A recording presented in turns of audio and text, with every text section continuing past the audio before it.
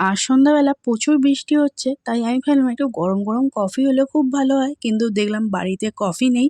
তাই ছাতা মাথায় নিয়ে বেরিয়ে পড়লাম কফি কিনতে। প্রথমে এলাম মিষ্টির দোকানে, আরে না না মিষ্টি কিনতে না, পনির কিনতে। আজকে রাতে পনিরের তরকারি করব, তার জন্য পনিরটা নিয়ে নিলাম। এই দেখো পনির নেওয়া কমপ্লিট। তারপর চলে এলাম এই দোকানে, এই দোকান থেকে কফি দুধ সব রকম কিনে নিয়েছি। এবার চলো বাড়িতে যাওয়া যাক। বাড়িতে এসে আমি প্রথমে জামাটা চেঞ্জ করে নিয়েছি।